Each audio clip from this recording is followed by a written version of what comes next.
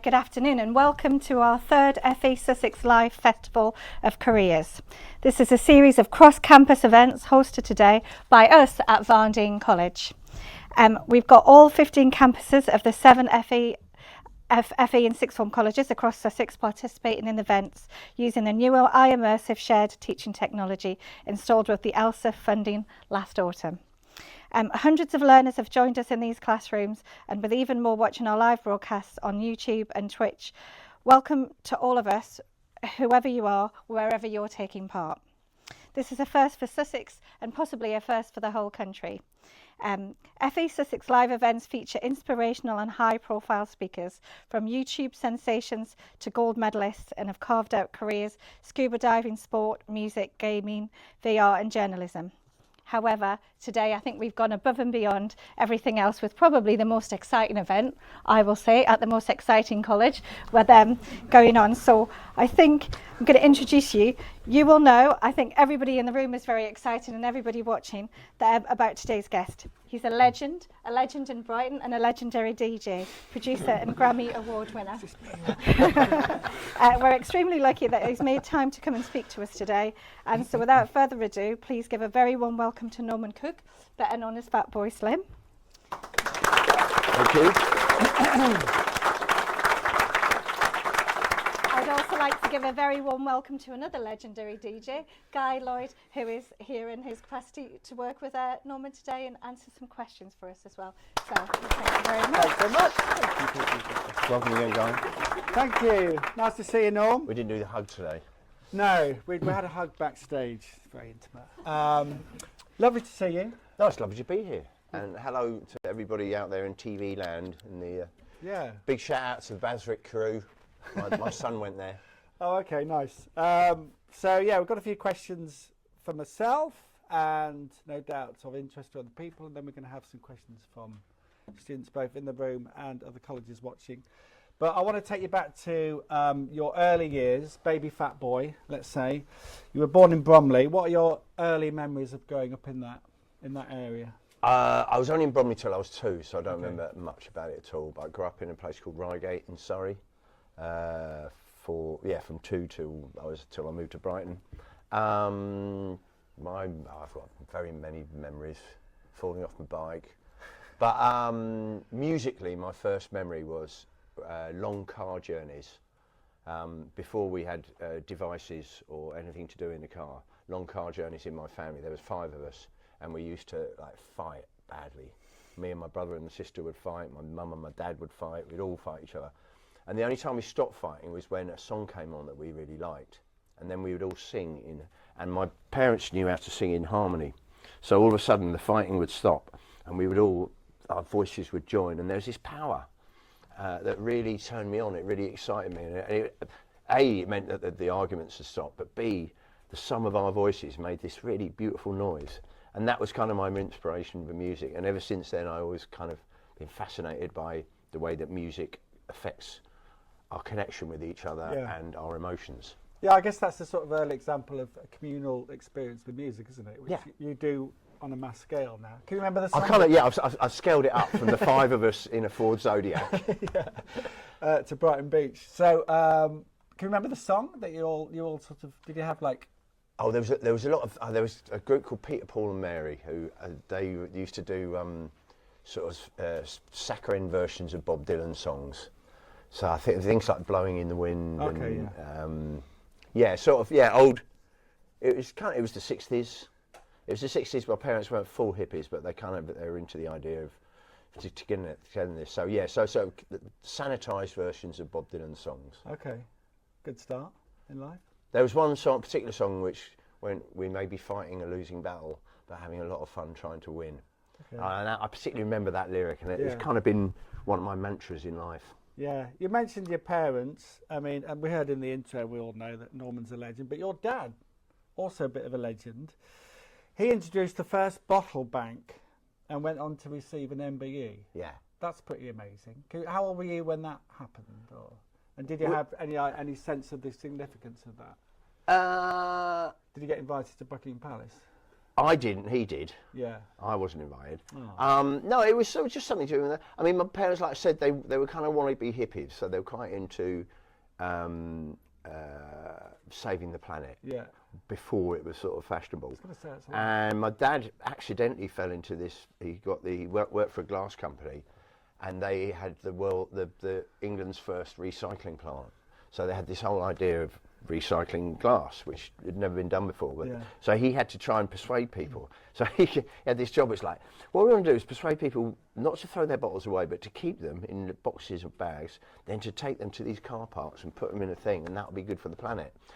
In the 70s, that was quite a tall order. Yeah, it's amazing. But he spent 10 years of his life persuading people that that was a good idea. So that, I mean, it felt good. I mean, I've brought up around environmental issues, but also a bit of showbiz, a bit of pizzazz, because obviously to persuade people to put their bottles into bottle banks. In those days, they didn't take them from your house. You actually had to drive to a car park and put them in a big skip. But my dad used to do he used to dress up as this character, and he'd put one in Buckingham Palace really early, and that got a lot of press. So I got used to the idea of publicity stunts and press and stuff Learned like that. a few tricks. Yeah. There's been some photos knocking around in the last year or two of you busking. Oh yeah. You got worried there, didn't you? Yeah. Oh, not those photos. Not That's those okay. photos. Busking in Churchill Square. Yeah. So when did you move down to? How old were you when you first moved down to Brighton, and what brought you to the south coast? Well, those busking days, I was still living in Reigate then. We used to commute down to Brighton and Crawley to busk at weekends. I was in this band with Paul Heaton, who I then went on to be in the House Martins with. But we were a band, but we weren't allowed to play at a lot of venues because we weren't 18, and we found it hard to get gigs. So we worked out that if we played gigs in like shopping centres, we made more fans, and B, we made money. So, and it was also a very good way of learning your craft, learning stagecraft. Because if you can persuade like shoppers in Crawley to stop shopping and watch you, then you've got, if you then play to an audience who actually wants to see you. Yeah. So yeah, we learnt our chops, and it was a really good experience for us, and it was a good way of making a bit of beer money at the weekends. Yeah. But I came down to Brighton to go to college, to go to Brighton. Well, it was Brighton Polytechnic in those days. Nowadays it's called Brighton University, and that was in 1981. To study combined humanities. Okay. Now, I'd always wanted to be a musician. I'd always wanted to be in pop music, but I did music O-level, and all it was like classical music, and there was no, music technology didn't really exist in those days. But all I wanted to do was play in, rock bands and pop bands. But there was no way I could study that, so I did combined humanities, which was human geography, sociology, and English, just to have a degree to fall back on in case my musical career didn't happen. I've been, since being here, and I do a lot of work with BIM in Brighton, seeing that you can now do A-levels of music technology, you can do degrees in music technology. It's brilliant. In those days, there just weren't any courses like that, and so I did human geography. Okay. So I'm actually a fully qualified social worker. That's good to know. If the music business goes tits, I can always fall back on my secondary job. We'll talk a bit more about that later, perhaps in line with the students in terms of advice and following dreams. Can I just have a straw poll at this point, Yeah. just so I know how many of you are actually interested in a career in music? Nice, Okay. excellent. It's a nice little slice there. Just for the reference of how much. Yeah. Okay, good to know. You mentioned the House Martins earlier. How many of you here have heard of the House Martins? Not bad. Okay, I wasn't even going to include that question because I thought it'd be like, oh yeah, that's really good to know. So yeah, that was Norman's sort of first big success, was in the House Martins with Paul Heaton, who went on to form Beautiful South and is now solo. So that was sort of mid to late 80s time, wasn't it? Roughly at your peak, is that? The House Martins is 85 to 88. Yeah. So 85 being 40 years this year that I quit my day job. Oh wow. Okay. And ran off to join the circus. So and never left. No. I mean, 40 years. I've never had to. Well, apart from during lockdown. Yeah. I worked in the cafe during lockdown. Yeah, the cab driver was talking about that on the way. He said, Was he? He said, "What are you up to today?" So I'm interviewing Norm. He said, "Oh yeah, I saw him working in the cafe during lockdown." But apart from that, I've never had an honest job since 1985. But you're available to social work in case it. No, I will be available for social work if it all goes. If the DJing thing goes tits up. Okay. Yeah. Unlikely, I would say. But yeah, that I guess baptism of fire in terms of the music industry, gaining all that success, because you were still really young. I mean, if you look at YouTube and some of the film from that time, Norman on Top of the Pops, etc. So fresh-faced. I was young once. Yeah, it's hard to believe now, but I was once young and had a full head of brown hair. Yeah. I mean, what was that like that whole time, and what did you learn about the music industry in terms of just being suddenly sort of high profile in the limelight? Well, the thing was, I'd always wanted, like I said, from when I was about 8 years old, I'd always wanted to be in pop music. When people said, "What do you want to do when you grow up?" I said, "I want to be a pop star." And so it was something that I'd always thought about. I'd always sort of studied and put in my 10,000 hours, I think, learning how to do it. And so to do it was immense. It was like everybody, especially me and Paul, I'd known Paul since we were at school together, and that's all we talk about. I've got a drawing that Paul did of us, us on Top of the Pops. There was this TV show called Top of the Pops, which in those days was once a week. That was what everybody watched, and that was what was going on in the pop scene. So we grew up watching this show, and he wrote down this drawing of us. One day we'll be on Top of the Pops, and then one day we were, and it was beautiful. It was and it was great. It reaffirmed every sort of dream that I'd had about the pop music business was true, and then some. And I haven't looked back since. I mean, if any of you are thinking of having a career in the music business, I really, really, really thoroughly recommend it. If you can crack it, it is the best job in the world, because you just spend your life being creative. You spend your life making people smile. And it's not just about your own ego or your bank balance. It's a very fulfilling job, and I still, don't tell anyone, but I would do it for free if I didn't get paid for it. People say, what would you be if you weren't a professional musician? I say, I'd be an amateur musician, really trying to be a professional musician.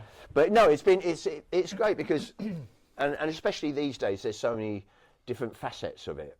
In the old days, I think, you were in a band and you played an instrument and you drove up and down the M6 in a battered old van, and you played gigs, and then occasionally you were on Top of the Pops.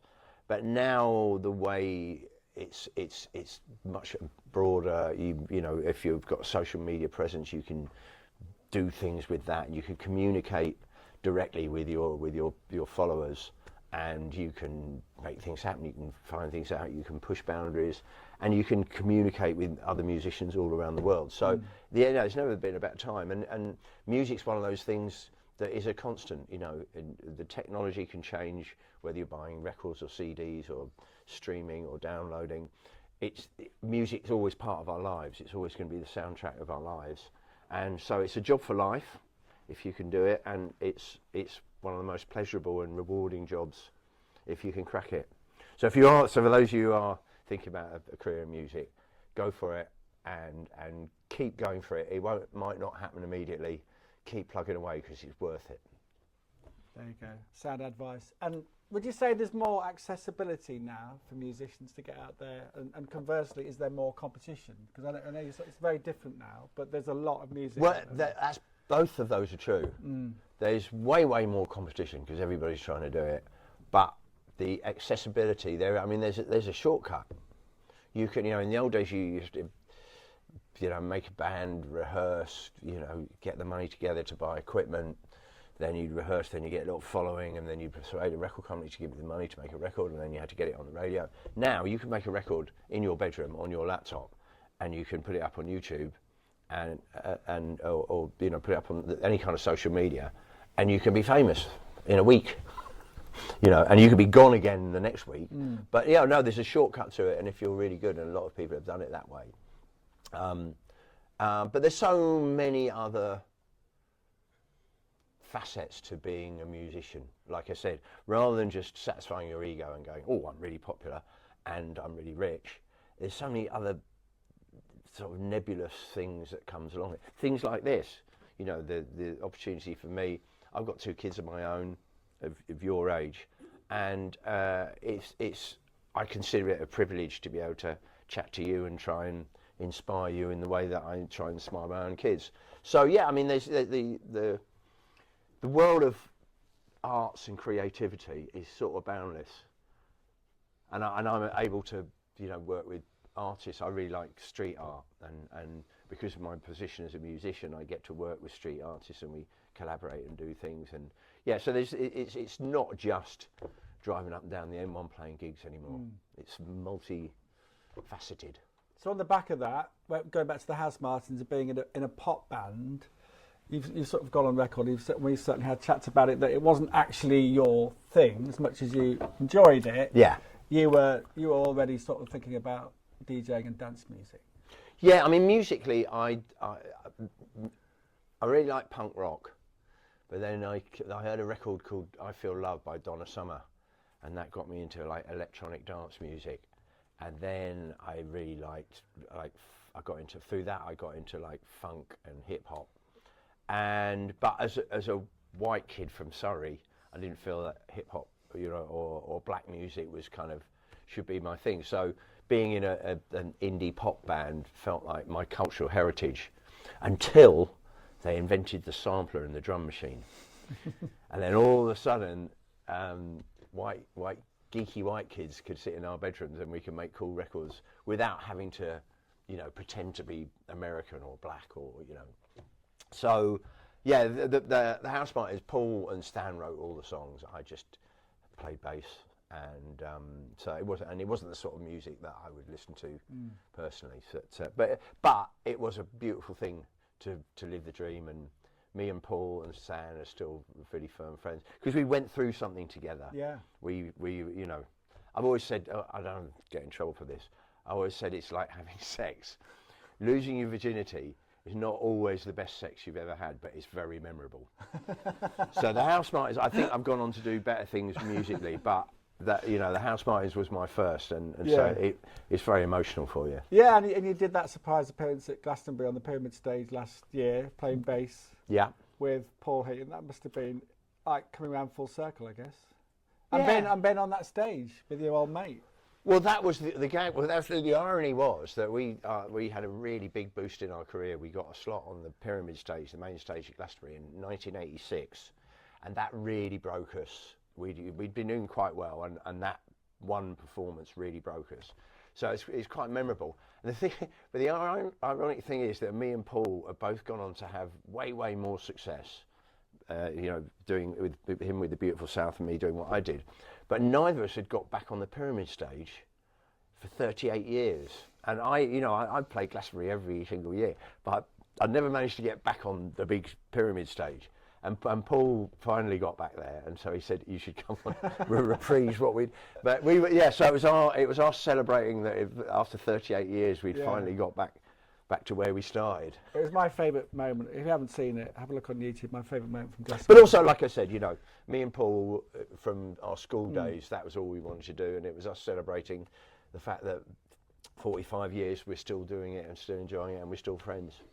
So in terms of the transition into DJing, was it literally sort of mucking about in your bedroom and then going out and doing gigs? And then, so what was the sort of journey from that to becoming Fatboy Slim? Well, like I said, I assumed that where I came from, I should be playing indie pop in a pop band.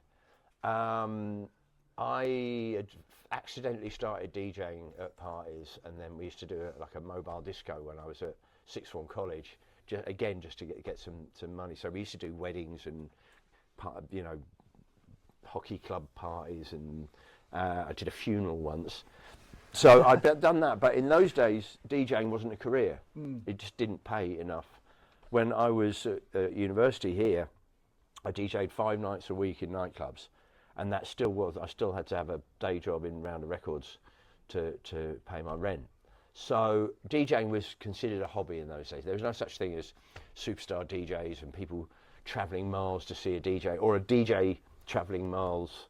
You know, I would play in Brighton, and I could never play in London because the amount you get paid as a DJ wouldn't cover my train fare to London and back. So it was a different world, but DJing was something I always did because I love music and I love the way it moves people. I love playing a favourite tune of mine and then seeing other people go, oh, this is good, or playing something that they haven't heard for ages and then going, oh, I love this one. And so I really get off on that relationship of sharing your favourite music with other people. But it was always a hobby until there was a moment in the late 80s where all of a sudden, because of the drum machine and the sampler, people like me started to make records, and people like Cold Cut and Bomb the Bass were getting into the charts. And then the DJs started making a name for themselves, so people would travel to see DJs, and then DJs started traveling to other cities, and the whole notion of the superstar DJ had. But I'd already been doing it for like 20 years. As I always say, in the food chain of nightclubs, we were just below the glass collector. Like, we weren't treated well and we weren't paid well, but now we are, and that's great. So it was lovely that, and there came a point, there was sort of, me playing in bands and me DJing, and there came a point where I realised way more people wanted to hear me play records than play bass, and I was a lot more comfortable. But it did take me about 20 years into my career to realise I'm a better DJ than I'm a bass player. Right. And then You've Come a Long Way, Baby, with all, the songs we know, Praise You, etc. And it all went a bit mad, didn't it? Yeah, good mad, but quite mad. What was that period like? Not just being a superstar DJ, but tabloid fodder and... Yeah, well, I met this girl called Zoe Ball, and we fell in love and got married, and then because I was having a sort of purple period, and at that point she was doing the breakfast show on Radio 1, and we became this sort of celebrity couple, which threw us into the tabloid world, which I'd never been in before. That was quite interesting. No, it was great. It was like, I always feel it's like, I'm not a surfer, but I'm imagining if you are a surfer and there's this really big wave and you manage to get on the top of it, it's really exciting, but also a little bit scary because you're not in control. You're riding this wave and it's a very big and powerful thing, and all you're doing is trying to stay on top of it and not let it engulf you. And that was kind of how it felt.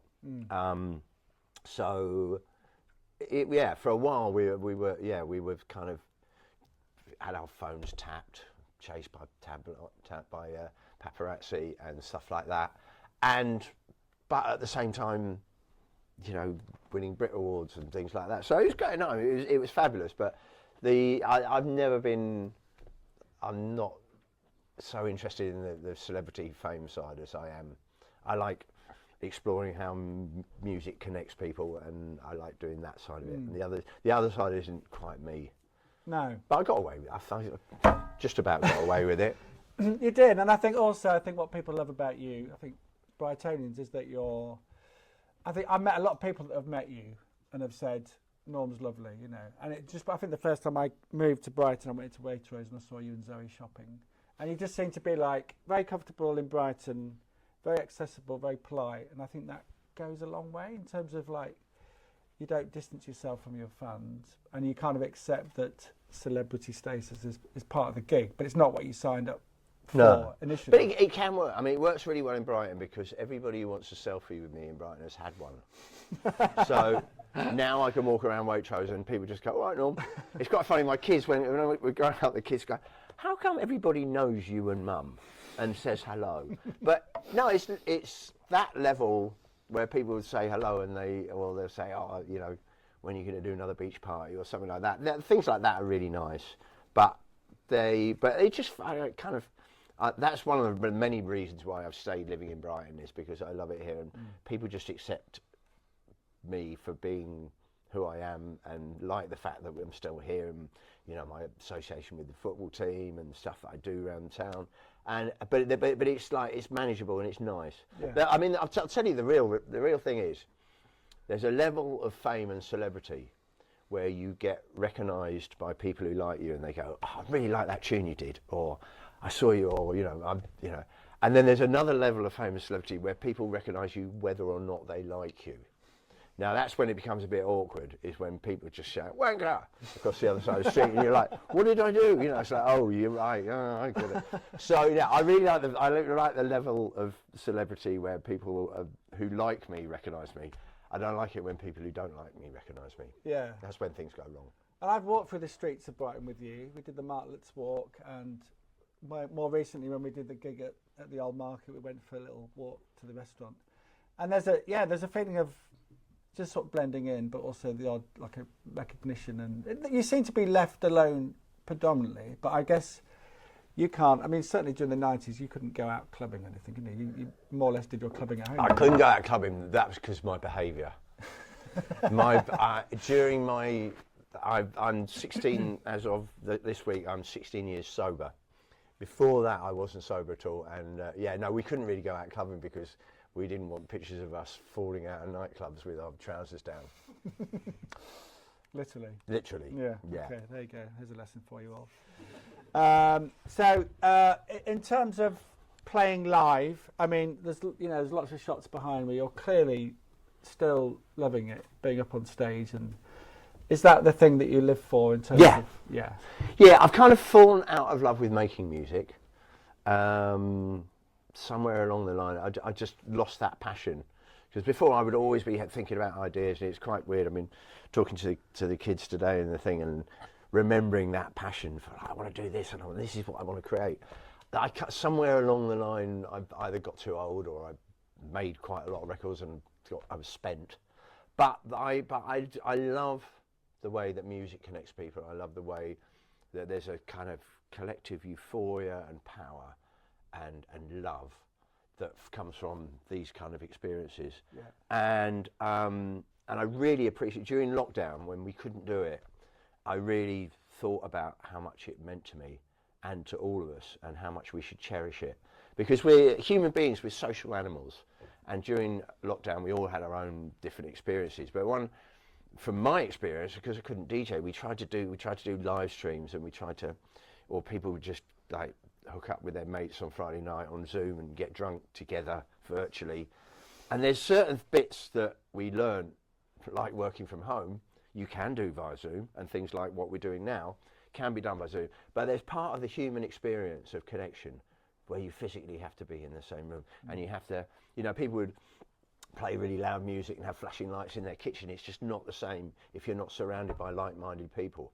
So I think that's a very beautiful and powerful thing, and that still drives me on, even when I'm 61 now, so maybe I should have retired at some point, but I enjoy it too much, and I still feel its power, and I still feel the need to bring people together like that, to celebrate life and togetherness and music, and the fact that we got through the pandemic and we can now do that. Because there was a point during the pandemic, it's like, if we always have to live with this, there's no way we're ever going to be able to congregate in large groups and share bodily fluids, and that's an important thing. I think we're human beings are social animals, and music brings us together and allows us to make that connection, that collective euphoria, and it's a very powerful thing, and that's why I carry on doing it. Have you got any favourites? I mean, I'm guessing your hometown is one of your favourite gigs, and famously you've done some gigs on the beach, one of which I think we might remember from 2002, perhaps before your time, but it got crazy, it got out of control, and worth a watch on Sky TV if you haven't seen the documentary. But have you got any favourite cities that you love playing, where the crowd is just mad for it and you love visiting and you go back to? Lot. I've just come back from Brazil. I just played Carnival in Brazil, and Brazilians are just beautiful to play for. No, I like Australia's really good, because there's no language barrier, and we've got the same sense of humour, and they're not shy. Australians generally tend not to be very shy. But no, I probably my strongest two connections are Brighton. I love playing here, and I do so many shows. I do sort of the big stuff on the beach or at the centre, but I also play lots of little club shows and pubs and things like that, little pop-ups. And I love playing to my home crowd because I just feel like this is us, this is, you know, my family. And the only other one is Glastonbury. I played every Glastonbury that's happened since 1997, and there's a again, it's a feeling of community and togetherness, sort of an alternative community of lunatics who gather once a year just to celebrate their diversity and difference and lunacy. So they're the ones that are probably the closest to my heart. Because they announced the lineup yesterday, and you're pretty high up on the bill. And I'm actually on the bill this year, which is good. Yeah. Because the thing is, I play there every year, whether or not I'm supposed to be there. There's sometimes I'm on one of the main stages, officially on the bill, but even if I'm, but obviously you couldn't have me there every year. So, but there's all the little side gigs in the Shangri-La, and I can always get myself at least 2 or 3 gigs, but smaller ones. That's fun. Again, because it's great. You're watching all these big shows, but these are quite hard work to put it all together and the production, and I can't really relax during a show like that. So I'm trying to hold everybody's attention. I'm trying to remember things that I've got to tell my lighting guy, or you know, and it's quite hard work. I love doing things of that proportion, but it actually is quite hard work. But what I really also love is playing in the Prince Albert by the station on a Monday night, unannounced, just to make a point. And that's another thing. So I passionately believe in grassroots venues, because all of you who are trying to make a career in music, you need these places to cut your teeth. You need these places to learn your stagecraft. And like I did with busking, I also learnt my stagecraft playing in tiny little dingy venues. And these are threatened by the economics and the way that, well, basically blocks of flats make more money than small live music venues. So I'm very, very interested in trying to preserve them. So I often play benefit gigs in pubs, like there's the pubs in Shoreham, just to help them out, and also raise awareness that for every Adele or Radiohead, they all started in these venues. They all learned their craft in these venues. And if you cut off those venues, it's like cutting off the roots, and then nothing will grow. And the music business in this country is so strong and powerful, but it needs that breeding ground of the source. So support your local venues. And some of you will probably be playing in them. You know how important. And they're the places, that's where you learn your craft. Every Adele started there, and that's where she learned how to do it. Yeah, you mentioned Prince Albert. I was there the other day, and reminded that the likes of Amy Winehouse and people like that all performed there early on in their career, and it's so important, isn't it, to keep. I mean, have you seen a decline in live music venues since you've been in here? Yeah. Oh, Christ, it's hideous. Between I mean, the pandemic killed off a lot. So a lot of them they never make a big profit. They're always living hand to mouth, and a lot of them, the pandemic just wiped them out. And then, like I said, you know, if you own a property, you can make so much more money knocking it down and putting up a block of flats. And so they have to be preserved in some way. The government just suggested a levy that for every big arena gig that Coldplay, for instance, plays, that they give like £1 of that. I mean, the ticket prices for these big arena gigs, it's like 100 quid, 120 quid for a normal ticket. You don't even get backstage for that. But if £1 of that then goes into the Music Venues Trust, then they can subsidise the other ones. So, you know, the smaller venues can just say, look, we've got a shortfall of 30 grand this year, and they say that's all right, because Coldplay fans are going to give you 30 grand just so you don't go under this year. Yeah. So I think some kind of preservation. I mean, I'd be up for actually making them listed. You know, you get like Regency buildings or Victorian buildings, they get listed because they're worth preserving. I would stick a blue plaque outside them and say, you know, Amy Winehouse once played to 7 people here. And that's what made her what she is today. Well, not what she is today, obviously. But preservation order. Because you've all heard of the Beatles, right? Have you heard of the Cavern Club? Well, the Cavern Club was a tiny venue that the Beatles used to play every lunchtime. And this is where they'd cut their teeth, this is where they learnt their craft. They would play lunchtime gigs for the office workers. And I think they must have played there like 200 times or something. They would play literally every lunchtime. That's where they learnt their craft. And it's a dingy little, like the arches on the seafront. It was a railway arch. And it was called the Cavern Club, and it became, when they became famous, the Cavern Club became famous. Sadly, somewhere between that and now, the Cavern Club got turned into a car park because it would make more money as a car park than a small venue. And they've now built a recreation for the, not on the exactly same site, but they built a replica of it now. Well, I mean, it's so much easier if they just had left the original one. Yeah. So, yeah, I mean, I think legendary venue, any venue that Adele, Radiohead or Coldplay, or maybe all three, if all three of those have played your venue, you then get a preservation order that you can never knock that building down and turn it into a shopping centre because it should be preserved. I think it's fair enough. One more question before we cross over to the students for their questions. Will Fatboy Slim ever retire, or do you think you're going to just do this until the bitter end? I'm hoping the end isn't bitter. Yeah. I quite like the idea of dying on stage. Yeah.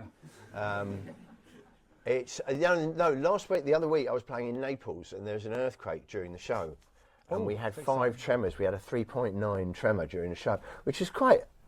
And it was like the whole building's rocking, and we were looking to see if bits are falling off the ceiling, and then obviously the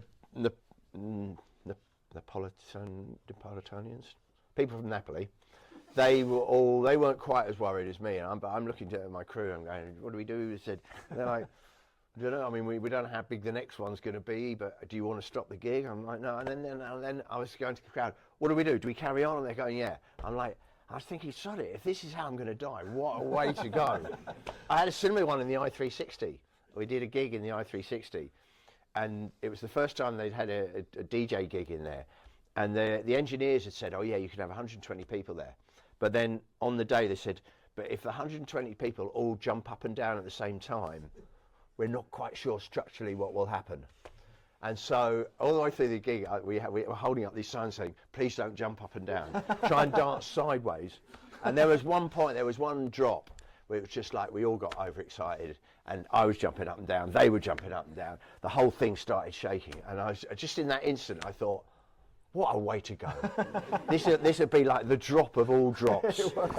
And we'll all go together and we'll all be faint. We'll all be like, you know, Buddy Holly, we'll be immortalised. And I was thinking, I can't think of a better way to go, like the ultimate. Yeah. Yeah, no, so I would like to die on stage. Obviously, it might be traumatic for the people in the audience, but I personally would be quite happy to die on stage. There's moments when I'm so in the moment and so happy and so ecstatic on stage, it's like, I don't mind dying right now, you know. Okay. We'll look out for that. Right, I think we're ready for some questions from the students. Who'd like to go first?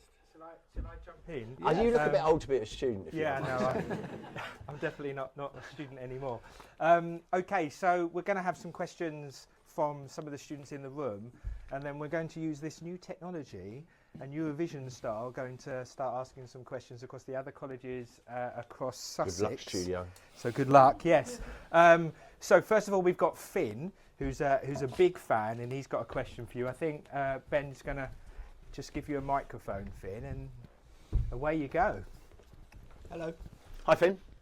What is your favourite album to create, or your favourite DJ or artist to collab with? Favourite album to create? Yeah, of yours. Of mine? Yeah. Oh, it's got to be You've Come a Long Way, Baby. It was a purple period in my life where everything came together, and it still kind of seems relevant today, and it still gets played at football matches, so very proud of that. The collab I've always wanted to do, I've been really lucky enough, I've collaborated with David Byrne, Bootsy Collins and Iggy Pop, who are like 3 of my idols. The only one left is a singer called Al Green, who is the greatest soul voice there ever was. Sadly, luckily he's still alive, but sadly he doesn't want to work with me. I mean, he's now the Reverend Al Green. He found God and he's now a pastor. And I think his people have told him what a godless heathen I am and that he shouldn't work with me. But yeah, he's the only one on my wish list. Great stuff. We'll do one more from in the room. So Alana's got a question. Sorry, I think it's a similar question. If you could collaborate with any artist, past or present, who would it be and why? Well, Yes, I sorry. think sorry, already done that one. Okay, no problems. Okay, we'll go across. So I would like to work with Fred again. I think Fred again is just, but he's so good that I'm scared to do it. People have suggested, say, right, if you asked him, I'm sure he might do it. I'm like, oh, don't, what would I do? I'd just sit in the room and just go, my God. Yeah, that might, yeah. Very good. Okay, let's try and zoom over to one of our partners. So Hastings College, I think, have got a question. Have we got Hastings? So if you unmute yourself and ask your question. Have we got Hastings there? We knew this was going to happen, didn't we? Possibly. Go ahead, Hastings. It's like Eurovision, this, isn't it? Well, it is very much like Eurovision. Sure, we'll come back to Hastings and we'll go to Casper, who's in the room. So Ben, if you could pass the microphone over to Casper, and then we'll come back to Hastings. How do you think the rise of AI will shape the future of music? And are you concerned that AI could overshadow or even replace artists like yourself? Good question. Good question. I think the problem with AI is it's artificial intelligence, and a lot of creativity in art and music is not about intelligence. It's about the mistakes we make. It's about that human fallibility. So I don't think you can teach an algorithm how to deliberately be stupid. And a lot of music and stuff like that is deliberately wrong or deliberately stupid. And I don't think the algorithm can ever learn that. There's that human unpredictability. So, I mean, when they invent artificial unintelligence, then I'll be worried. In the meantime, I think we should embrace it as a tool to do the menial jobs that we can't be asked to do anymore. I'm quite interested for the musicians among you as a songwriting tool. It could be really helpful, because if you think that the Beatles, you always take your music can't just come out of thin air. The Beatles used to take famous tunes and play them backwards, and that would be an equally good melody. If you say to AI, write 20 tunes for me, then like a monkey in a typewriter, one of them's going to be good, and if you can hear the good one, then you can adapt that and use it. So yeah, embrace AI, make it work for you, but it will never replace humans in terms of our creativity, because it can never predict how stupid we can be. Yeah. Good question there. Good question. We're just going to go down the road, I think, to Eastbourne instead. So Eastbourne, have you got a question for Norman?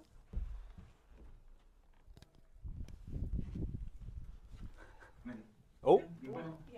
Hi, Fatboy Slim. Hi, hello Eastbourne. Hi, mate. I was just wondering, when you first made your first song and it got really famous, how did you handle your fame? Was you really overwhelmed, or did you take it accordingly? I was helped, firstly, by Paul Heaton. The first time round with House Martins, Paul Heaton hated fame, and he kind of taught us just to distrust it and not do anything that, we even refused to go to the Brit Awards.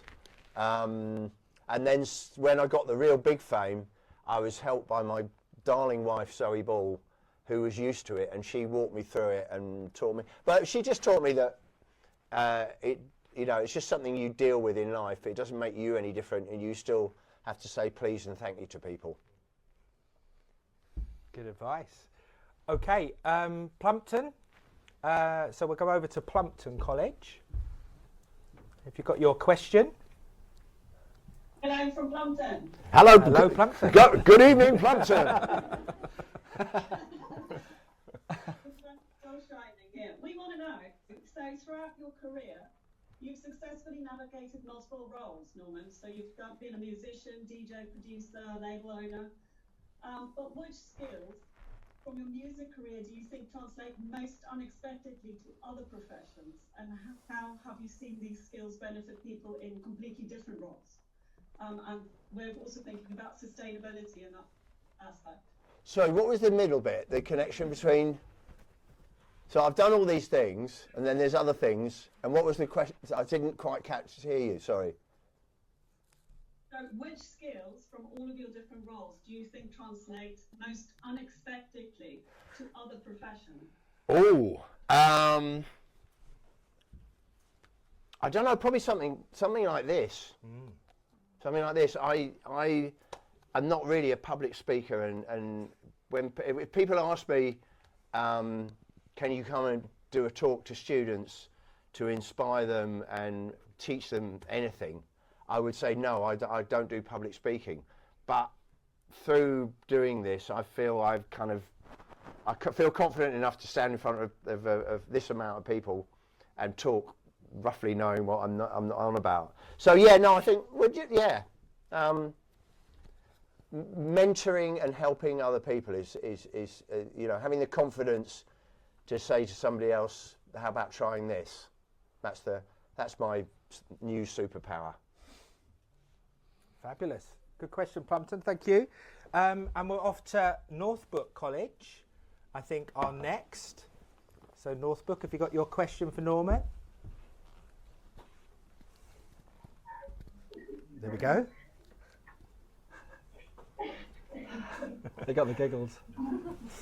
Hi. What do you think of the Margaret? What do you think? Sorry. What? What? Can you say that again? Okay. What do you think of the Margaret Polikenzo and the Rita Ora praising you? Did you need convincing to allow them to use and sample your work, or was it all just good for the royalties? I heard the Rita Ora. What was the first one? I'm not sure what that question The Rita was. Ora one. She texted me at Glastonbury and said, where's your next secret gig tonight? So I told her where, and she came. And I had no idea that she was a fan, but so we hung out at Glastonbury, and that's where there's an exchange of ideas as well as bodily fluids. And no, she said. That got a response. Got a big laugh. It's just a good crowd in Plumpton. And she said she wanted to work with me, so she sent me some of her songs, but they weren't the kind of songs that I could deal with. I'm not that kind of, hers are very. So she just said, how about if I sampled you rather than you producing me? And so the collab worked that way round. But it was all Rita's idea, and she basically stalked me at Glastonbury, and we got to work together. But it was lovely. Well, who was the other artist you mentioned? Sure. Northbrook is still there? Oh, there we go. Margaret Corley-Kenzo. Who? Margaret Corley-Kenzo. I don't know how to pronounce her name. Ever- It's Margaret Kenzo. I'm not sure how to say it. Have you ever heard of anyone like that? It's not ringing any bells. No. Okay. That's a made-up name. Should we take a couple of questions in the room again? So we've got some questions about your connection to Brighton, which you've talked a little bit already about. But Angeline, I think, has got a question. We'll just get the microphone to Angeline. That's great.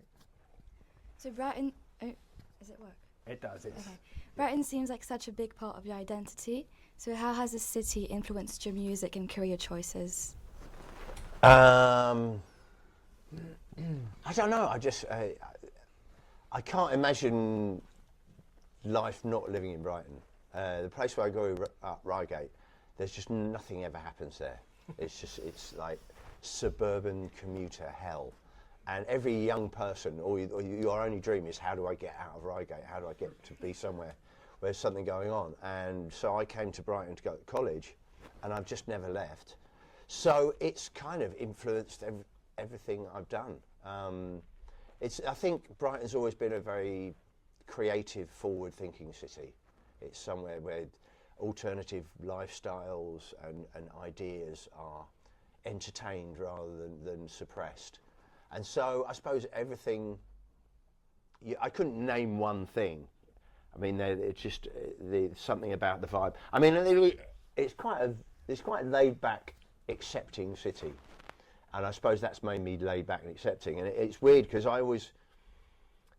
one year, that day, which we'll have soon, when the sun first comes out, and everyone in Brighton just takes a day off work. It's like down tools, sun's out, let's go down the beach. And I like that kind of attitude. And in fact, my most famous album was going to be called Viva La Underachiever, because I always think Brighton is full of creative people who can't be asked to move up to London to get a really, really proper job. It's like, we're okay here, we've got... But nowadays it doesn't matter so much because, you know, with the internet, you can live down here. But before, you know, Brighton was full of all the creative people who just didn't want to get into the rat race and go up to London. It's like, I'm quite happy at this level doing my Brighton thing. So that's probably been my biggest influence. Is London's full of go-getters and we're a bit more relaxed down here. And sometimes you get more done and you're more successful by not always being, you know, chasing, I want to be the coolest or the hippest or the most successful. It's also a really hedonistic city, isn't it? And it's got a hedonistic history. Yeah, well, it was, you know, it grew from the Prince Regent having it as his playground, and I definitely came here. The reason I went to college here was that my sister was at university before me, and I used to come down and go to all the nightclubs, and I was like, there's just so many In those days, there was literally a nightclub at the end of each road, and. So yeah, I suppose the party vibe of Brighton probably influenced me quite a lot. I think we've got one more question. Fortunately, not to Reigate, Bexhill. Oh no, it's Basvic. Is Basvic not in the house today? Have we got a question? Okay, Oh, so should we do Bexhill first, and then we'll take a Whatever question happened from to Basvic? Hastings? Have they just dropped off the? They've gone. Okay. Okay, so Bexhill. Yeah, so looking back on your career, what's one unconventional or unexpected move you made that helped you break into the industry? And do you think that kind of approach could still work for new artists today? The first thing that comes to mind was I had a band called Freak Power, and we'd just been dropped by my previous record label. But we had this idea that we'd be like this freaky acid jazz band. So we took our promotional photo, had us naked, just sitting on a sofa. Not too much showing, but we were fully naked. And that got me signed to Island Records. We had a demo of one of our songs and this photo, and they signed us immediately. And I spoke to the guy later, and he just said, that I thought, well, if you've got the sense of humour and the balls, quite frankly, you've got the balls to give me that, then you've got something going for you. So yeah, I think that's the one that springs to mind. Get naked is the advice. Yeah. I'm not saying you should all get naked. No, just to do something so stupid that it excites, that it turns people on, and people go, "Why did you do that?" Stands out a bit. You never get anywhere just doing what everybody else does, unless you're really good at it. Okay, and a question from Basvic. Yeah, okay, Basvic, are you there? Yeah, we are. Can you hear us? We can. Basvic in the house. Yeah, high five, Norman. Yeah, so our question, I just want to name drop, don't be good to me, gangster tripping, but our question is, so what's it like being a global, international superstar musician and a dad? Oh, yeah. It's juggling. It's like a dual life. It's like it's a bit like being Clark Kent and Superman. You have to do the big stuff when it's required. But I also used to have to do the school run to Basvic to drop my son off. I think for me the most important thing is the boundary. The boundary between Norman, the dad, and Fatboy Slim, the hedonistic lunatic.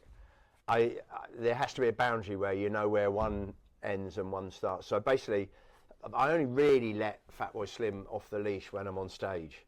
And when I'm on stage, I'm fairly out of control. But then when I come back off stage, it's like, okay.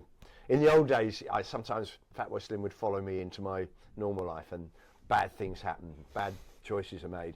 But yeah, so when I'm not being Fatboy Slim, I can be a sensible, mature father of two who does the school run to Basvic. Fabulous, great.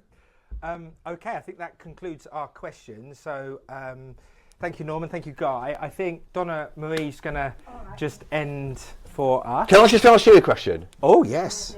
Has anything I've said today been at all inspirational or useful? Good, thank you. No, because I never know. I wasn't sure whether I was supposed to educate you, inspire you, or just chat to you, and I'm glad it's been of some interest. Go out and get them is the advice. Go out and get them, yeah. If you want to. And always do the unexpected thing. Someone this morning said, "You like the weird and endearing." So don't be weird for the sake of it, but if you're weird and endearing, then people will notice you and remember you more than just the people who are normal. Brilliant, and it's certainly hot enough in here to get naked, Yeah. I think. So, but let's not do it, maybe. By that token. Excellent. The unexpected. So, just to say, I think I should start with a thank you, Guy, and a masterclass in interviewing. I think really skilled and fantastic interviewing. Thank you so much. Thank you.